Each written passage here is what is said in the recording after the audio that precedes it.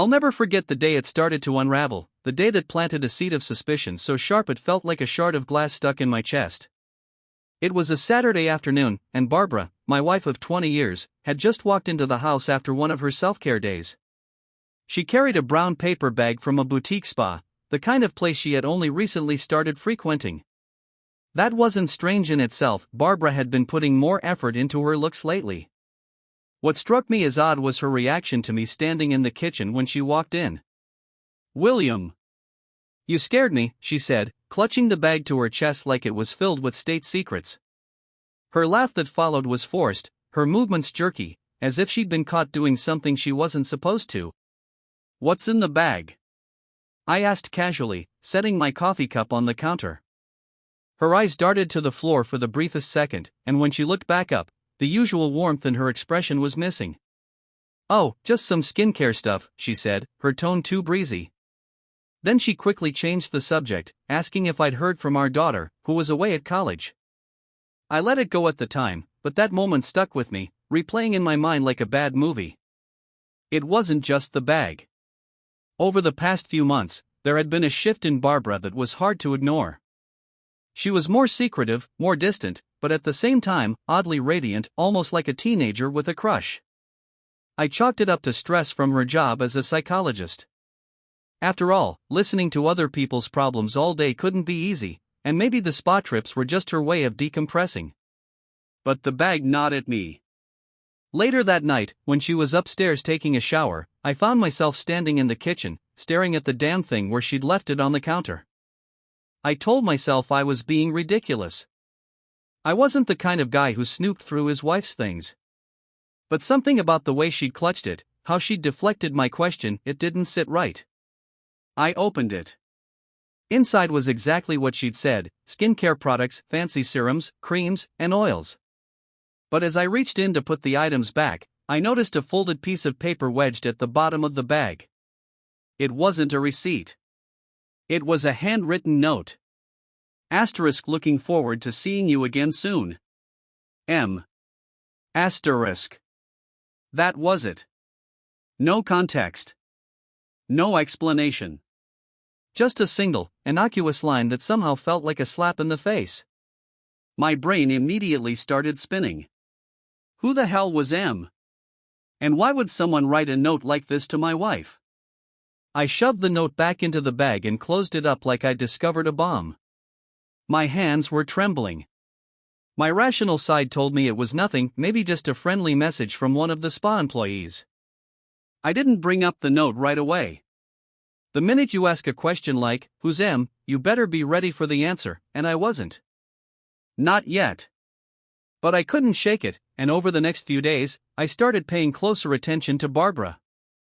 It was subtle at first, watching how she glanced at her phone more often than usual, the way she stepped out of the room to take certain calls. It wasn't outright suspicious behavior, but once you're looking for something, every little thing feels like evidence. The tipping point came the following week. Barbara mentioned she had a new client starting therapy. It was a routine comment over dinner, the kind of thing she'd said 100 times before. But when I asked a harmless follow-up question, "What's this one dealing with?" she froze. Just for a second. Then she smiled and brushed it off, saying, "Oh, you know, the usual stuff. Anxiety, a bit of depression." It didn't sit right. Barbara loved talking about her work. She never shared names or anything identifiable, of course, but she'd always been open about the challenges her clients faced. This sudden vagueness was unlike her. I decided then and there that I needed to know more. The next day, I did something I never thought I'd do. I went to her office. Barbara had her own practice in a converted townhouse downtown, a cozy place with soft lighting and tasteful decor. She typically saw clients back-to-back during the day, so I knew she wouldn't be expecting me. I told her receptionist I was dropping off a forgotten item, an excuse I came up with on the drive over. It was a weak lie, but the receptionist didn't seem to care. "She's with a client right now," she said, motioning toward the waiting area. "You can leave it here." I nodded, pretending to hesitate. "Actually, it's a little sensitive." "Is she in session for much longer?" The receptionist glanced at the schedule on her computer. She should be wrapping up in a few minutes. Perfect. I sat down in the waiting area, feigning interest in an outdated magazine while my heart pounded in my chest. Through the thin walls, I could hear faint voices, Barbara's soothing tone and someone else's deeper, male voice. I couldn't make out the words, but something about the cadence struck me as familiar. The door to her office opened a few minutes later. I stayed seated, using the magazine as cover. Barbara stepped out, followed by a man who couldn't have been more than 40. He was tall, with perfectly combed dark hair and an expensive suit that seemed out of place in her otherwise laid-back practice.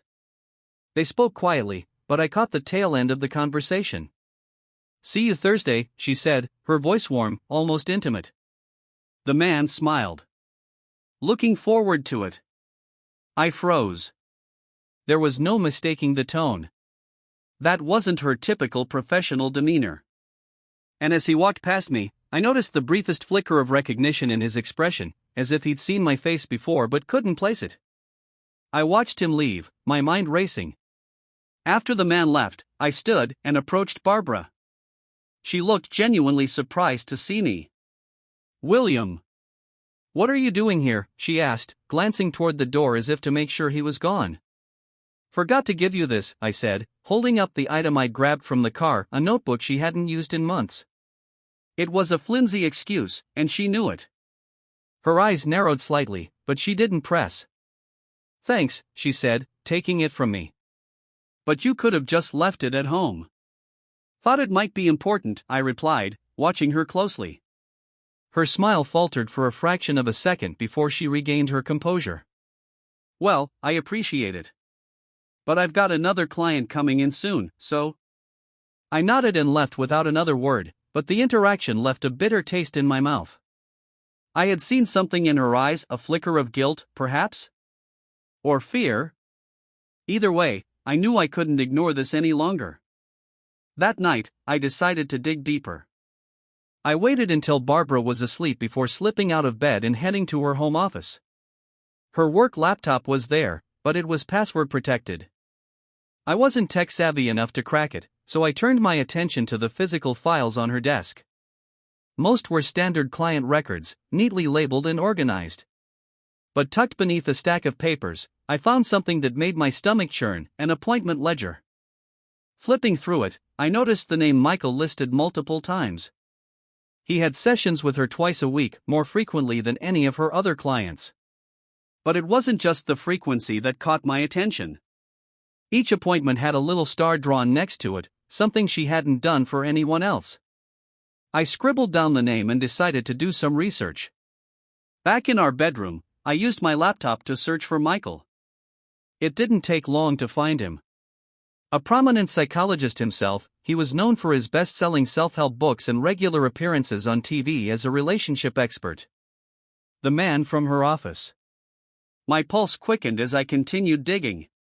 His professional website listed an office address in the same building as Barbara's practice, but no mention of therapy sessions. It was all seminars, speaking engagements, and book signings. What kind of psychologist sees another psychologist for therapy, especially someone as high profile as him? Something didn't add up. The final nail in the coffin came when I stumbled across a local news article from a few weeks ago. It was a fluff piece about an upcoming psychology seminar, featuring a photo of Michael as one of the speakers. Standing next to him, smiling warmly, was Barbara. The caption read, "Dr. Michael with fellow psychologist Barbara Moore at the annual Mental Health Professionals Gala." Gala? She never mentioned attending a gala. And the way they stood so close in the photo, their arms lightly touching, it wasn't the body language of colleagues. It was something more. I stared at the screen, my hands trembling. The pieces were starting to come together, and they painted a picture I didn't want to see. This wasn't just about a professional relationship. It was personal. Intimate. And it was happening right under my nose. I didn't sleep that night. I couldn't. My mind raced as I sat on the edge of the bed, staring at Barbara as she slept peacefully. The thought of confronting her sent waves of nausea through me, but I knew it had to be done. I couldn't live another day in the dark. The next morning, Barbara woke up early, humming to herself as she moved around the house. That infuriated me even more. Her casual happiness felt like a slap in the face. I waited until she was about to leave for her office, her bag slung over her shoulder. "Barbara, we need to talk," I said, my voice sharper than I intended. She paused, her hand on the doorknob, and turned to look at me. "Can it wait? I've got back-to-back clients today." "No, it can't," I replied, stepping closer. "Sit down." Her smile wavered, and she hesitated before walking to the living room and sitting on the couch. I followed, standing across from her. My heart pounded in my chest, but I forced myself to stay calm. "What's going on, William?" "You're scaring me," she said, her voice carefully neutral. I took a deep breath, holding her gaze. "Who is Michael?" For a split second, her expression faltered just enough for me to catch the flicker of panic in her eyes.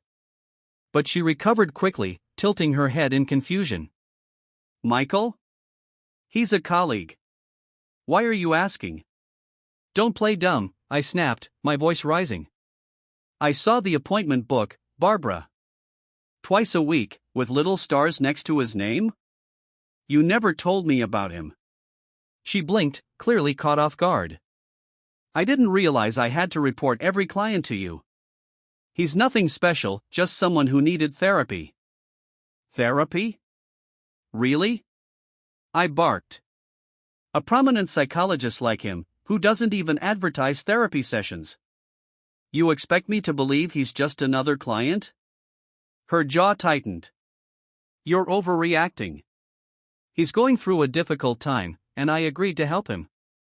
That's all." "Then why didn't you tell me you were working with him?" I pressed. "Why all the secrecy? And what about the gala? You never mentioned going to that either." Barbara's face turned red, her composure slipping. "I didn't think it was a big deal. He invited me as his guest, and I thought you wouldn't care." "Not a big deal?" I shouted, pacing in front of her. "Barbara, this man is not just a client, is he? Be honest with me. Have you been sleeping with him?" Her eyes widened in shock, and for a moment, she looked genuinely hurt. "How dare you ask me that?" she hissed. "After everything we've built together, you think I would cheat on you?" "I don't think, Barbara, I know," I shot back. "I saw how he looked at you when he left your office. I saw the photo from the gala. You're lying to me, and I'm done pretending this is normal." She stood abruptly, her face twisted with anger.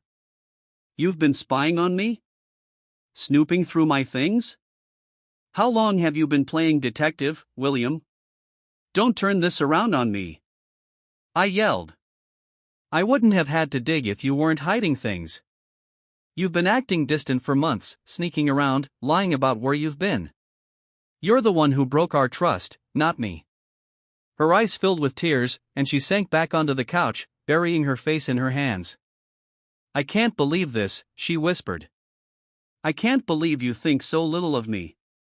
For a moment, I hesitated. Was I wrong? Was I jumping to conclusions? But then I remembered the note, the way she and Michael had looked at each other, the guilt written all over her face. I couldn't let her manipulate me. "Just admit it," I said coldly. "Tell me the truth, Barbara." She looked up at me, her face streaked with tears. "Fine," she said bitterly. "You want the truth?" "Yes, Michael and we've been seeing each other. But it's not what you think." I froze, her words cutting through me like a knife. "Not what I think?" "You've been sneaking around with another man, Barbara.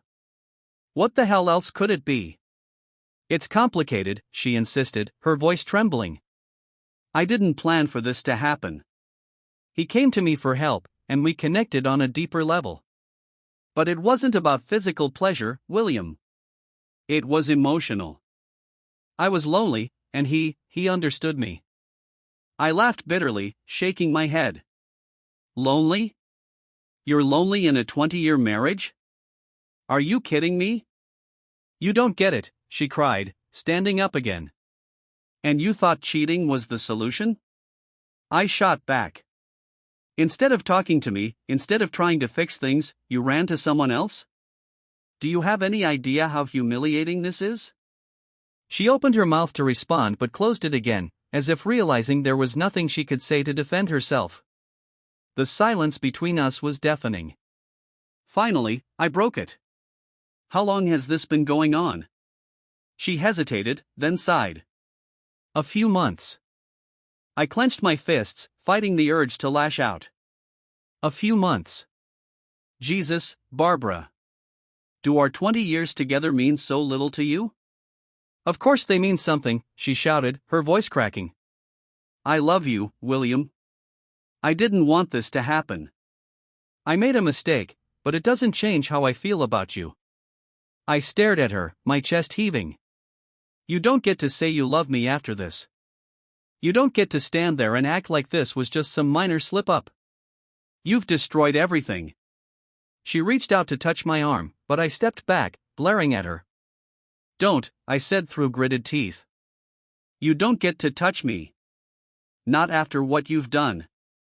Her face crumpled, and she collapsed onto the couch, sobbing. I felt nothing but cold, seething anger. Whatever love I had for her was buried beneath the weight of her betrayal. I need time to think, I said finally, my voice flat. Don't talk to me. Don't try to justify this. Just stay out of my way. Without waiting for her response, I turned and walked out of the room, slamming the door behind me. The sound echoed through the house, a fitting end to the life I thought we had. For the first day or two after Barbara's confession, I held on to the faint hope that her claim about emotional involvement was true. If they hadn't crossed that line, maybe, just maybe, there was something left to salvage. But her dishonesty had already put us on shaky ground, and I wasn't about to let my life hinge on half-truths. I needed answers, and I was determined to get them from the source. I started tracking Michael's schedule, which wasn't difficult. He lived in the public eye, with speaking engagements and book signings regularly announced online. I spotted one such event, a seminar he was holding at a local university, and decided it was my chance to confront him. The seminar was scheduled for a Thursday evening. I arrived early, blending in with the crowd of attendees who had come to hear him speak. As I sat through his polished lecture on building trust and intimacy in relationships, my blood boiled. The hypocrisy was astounding. Here he was, a so-called expert on maintaining healthy partnerships, while he had knowingly intruded into mine. Once the seminar ended, attendees filed out, and Michael stayed back to take photos and sign copies of his book. I waited until the line thinned before approaching him. He greeted me with the same smooth, professional demeanor he'd likely used to charm Barbara. I don't want a photo or an autograph, I said bluntly. His smile faded slightly, replaced by a look of mild curiosity. Oh? Then how can I help you? I stepped closer, keeping my voice low. You know who I am. He tilted his head, studying me for a moment. Then a small, smug smile tugged at the corner of his mouth. Ah. You must be Barbara's husband. The casual way he said it, as though we were old acquaintances, made my fists clench. That's right. And I want you to tell me exactly what's going on between you and my wife. Michael leaned against the table behind him, crossing his arms. I'm not sure what you've been told, but Barbara and I are close. She's been going through some things, and I've been there for her. That's all you need to know. That's not good enough, I said, my voice shaking with barely controlled anger. Did you sleep with her?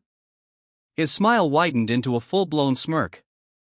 If you're asking whether we've had physical intimacy, yes, a few times. Nothing serious. Just two adults finding comfort in each other. The nonchalant way he said it, as though my marriage was some trivial playground for his amusement, pushed me over the edge. You call that nothing serious? I hissed. That's my wife you're talking about. You've destroyed my family. He shrugged, completely unfazed. Look, I'm not here to fight with you. Barbara's a grown woman. She made her choices, just like I made mine. If you can't handle that, it's not my problem. I took a step closer, my voice rising. You think this is a joke? You think you can just waltz into my life, wreck my marriage, and walk away without consequences? Michael straightened up, his smug demeanor giving way to irritation. Listen, I don't have time for this. You're upset, I get it. But threatening me won't change anything. Now, if you'll excuse me, I have better things to do. That was the moment I lost control. Before I even realized what I was doing, my fist connected with his face. The impact was satisfying in the moment, a surge of adrenaline coursing through me as he stumbled back, clutching his jaw and letting out a shocked yelp. But my satisfaction was short-lived. Almost instantly, 2 security guards rushed over, grabbing my arms and pinning them behind my back. Hey, one of them barked. Calm down, sir. Michael recovered quickly, his expression morphing into a mixture of outrage and smug triumph. This man just assaulted me, he shouted, pointing an accusing finger. Call the police. I'll ruin you, I yelled, struggling against the guard's grip. I'll make sure everyone knows who you really are, nothing but a homewrecker in a suit. Michael laughed, an arrogant, condescending sound that made my blood boil even more. Go ahead, try. You're just some angry husband. No one's going to take you seriously. The security guards tightened their hold on me, dragging me toward the exit. My heart pounded as the reality of the situation sank in. Michael wasn't just some guy I could intimidate into backing off. He had power, influence, and the confidence that came with it. And now I was the one in trouble. By the time the police arrived, I had calmed down enough to realize how badly I'd messed up. The officers took my statement, and I didn't bother denying what I'd done. I admitted to hitting him and tried to explain why, but they weren't interested in the details. Assault was assault, and I had just handed Michael exactly what he needed to play the victim. As they cuffed me and led me to the patrol car, I caught a glimpse of Michael standing by the seminar table, dabbing at his bleeding lip with a tissue. He looked entirely too pleased with himself, his smug smile making it clear he thought he'd won. The hours I spent in the police station were some of the longest of my life. After I was booked and released on bail, I returned home to find Barbara waiting for me. Her face was pale, her eyes red from crying. "What did you do?" she asked, her voice trembling. "I confronted him," I said bluntly. "I wanted the truth, and he gave it to me." "And you thought hitting him was the answer," she snapped, her tears giving way to anger. Do you have any idea how much damage you've done? He's going to press charges, William. You could go to jail. I glared at her, my anger flaring up again. Don't you dare lecture me about damage. This is your fault, Barbara. You're the one who betrayed me, who dragged this man into our lives. I wouldn't have had to do anything if you'd just been honest. She recoiled as if I'd slapped her, her anger melting back into tears. "I didn't mean for any of this to happen," she whispered. "I'm sorry, William. I'm so sorry." But her apology felt hollow. I couldn't bring myself to forgive her, not after everything that had happened. And as I stared at the woman I had once loved, all I could think about was how far we'd fallen and how much further there was to go. Barbara approached me the next evening. She had been avoiding me since I got home from the police station. Her usual excuses, phone calls, work emails, felt paper thin now. But this time, she walked straight into the living room, where I was sitting with a glass of water I didn't want to drink. She stood across from me, her hands clasped in front of her, and took a deep breath. "We need to talk," she said, her tone firm. I nodded, setting the glass down on the coffee table. "I figured." She sat down in the armchair opposite me and crossed her legs, her back ramrod straight. This wasn't my wife sitting there, it was the psychologist, ready to dissect the situation with clinical precision. "William," she began, her voice calm, almost rehearsed, "we've been together for a very long time. 2 decades. That's not a small thing." "No, it's not," I said, my voice sharper than I intended. "I've been thinking a lot over the past few weeks," she continued, ignoring my tone. "About us, about me, about what happened with Michael. And I've realized something. I think our marriage has run its course." Her words hit me like a punch to the gut, but I forced myself to stay composed. What exactly does that mean? It means, she said, leaning forward slightly, that maybe it's time for us to go our separate ways. I know you're angry, and you have every right to be. But I think deep down, you felt it too. We're not the same people we were when we got married. I don't feel anything except betrayed, I shot back. She sighed, as if she'd been expecting my reaction. William, listen to me. We've been married for 20 years. That's a long time to be with one person.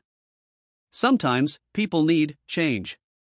It doesn't mean I don't care about you, but... Change? I interrupted, my voice rising. Is that what this was? Doing that with someone else was just your way of spicing things up? Her calm demeanor cracked for a moment, and she frowned. I'm not saying it was right. I'm saying it happens. People aren't wired for lifelong monogamy, it's not how we're built. We get curious, we crave something different. It's human nature. Human nature, I repeated bitterly. So now you're justifying cheating by calling it natural?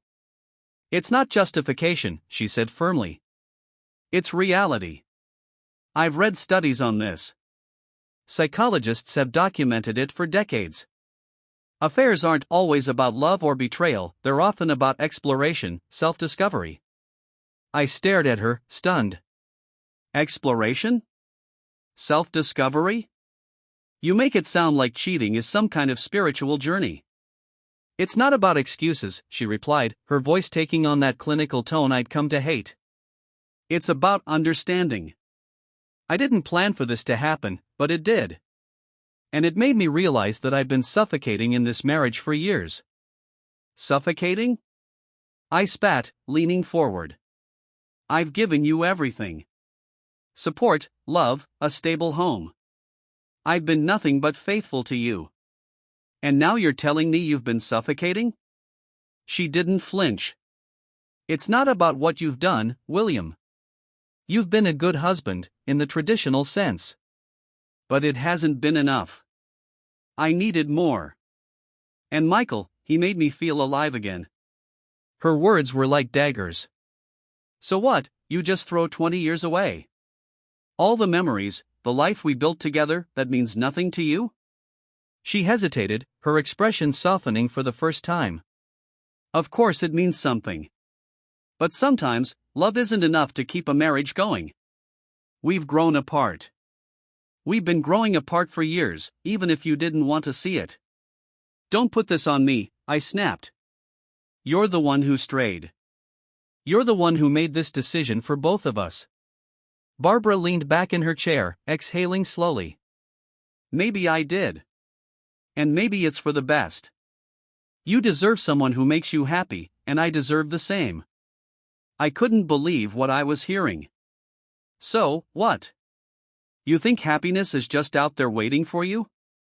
With Michael, of all people? She shook her head. No. Michael was a wake-up call. This isn't about him. It's about us. We're not happy, William. Not really. And I think it's time we both admitted that. My chest felt tight, my anger bubbling dangerously close to the surface. What are you saying, Barbara? She looked me straight in the eye. I'm saying it's time to end this. I think we should get a divorce. The words hung in the air between us, heavy and final. I felt like the ground had been ripped out from under me. Divorce. The word tasted bitter on my tongue, a stark reminder of how far we'd fallen. You don't even want to try? I asked, my voice cracking. She shook her head slowly. We've been trying for years, William. And it hasn't worked. This isn't something we can fix. Sometimes, the kindest thing we can do for each other is to let go. I stared at her, searching for any sign of regret or hesitation in her face. There was none. She had made up her mind, and no amount of pleading or arguing was going to change that. Fine, I said finally, my voice cold and hard. You want a divorce? You'll get it. But don't think for a second that this absolves you of what you've done. Her expression didn't change. I'm not looking for absolution, William. I just want us both to move forward. I stood up, unable to sit there any longer. Forward? You mean away from everything we've built? From the family we created? She didn't answer. Her silence was answer enough. Without another word, I walked out of the room, slamming the door behind me. I couldn't bear to look at her anymore, not when the woman I thought I knew had turned into a stranger before my eyes. Oddly enough, in all our years of marriage, Barbara and I never had children. At first, we talked about it, but the timing never seemed right. She was building her career, and I was deeply invested in my work. The years rolled by, and the conversation about kids quietly disappeared. Looking back now, I'm almost relieved. If children had been caught up in this mess, the fallout would have been far more painful. After Barbara told me outright that she wanted a divorce, the days that followed were some of the most grueling of my life. She was calm, almost detached, as if she had rehearsed the conversation for months. Meanwhile, I felt like I was trying to piece together a shattered life with no idea where to begin. Barbara moved out first. She found a small apartment near her office, leaving me in the house we had shared for so long. But the house no longer felt like a home.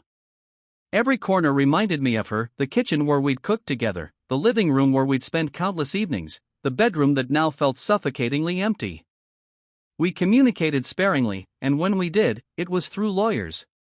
She was adamant about selling the house and splitting the proceeds. At first, I resisted. It felt like giving up the last tangible connection to our shared life. But over time, I realized there was no point in holding on. The house was no longer a place of comfort, it had become a symbol of everything that had fallen apart. Dividing everything, our finances, our possessions, our lives, was as draining as I had expected. Every meeting with the lawyers felt clinical and cold, reducing 20 years of marriage to a series of negotiations. Once the papers were signed and the divorce finalized, I was left with a strange sense of emptiness. There was no anger, no relief, just a hollow void where my life with Barbara had been. Friends and family tried to offer support, but their words often felt meaningless. They couldn't fully understand what it was like to wake up every morning and realize the person you had built your life with was now a stranger. I moved into a modest apartment, smaller and simpler than the house we had shared. It suited me just fine. I got rid of anything that reminded me of Barbara, keeping only a few neutral mementos. At first, I avoided people and even work, retreating into myself as I tried to make sense of what had happened. Oddly enough, I began to notice small freedoms I hadn't recognized before. Barbara had always been the organizer in our relationship, the one who structured our days and planned our lives. Now, for the first time in decades, I was in control of my own time. It was daunting, but also liberating in a way I hadn't expected. But no matter how much I tried to distract myself, thoughts of Barbara lingered. Her words about people needing change echoed in my mind, and I couldn't stop questioning whether she had been right. Was our marriage doomed from the start? Could we have done something differently? I decided to see a therapist, a bitter irony, given Barbara's profession. I went in skeptical, unsure whether it would help.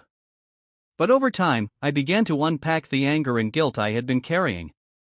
The therapist helped me see that Barbara's betrayal wasn't my fault, that her choices were her own, and that I couldn't hold myself responsible for them.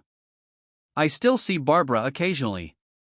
There are moments when we cross paths, mainly during the final steps of selling the house and closing shared accounts. She seems happy, though I no longer trust that particular smile of hers. Do I regret the 20 years I spent with her? Surprisingly, no.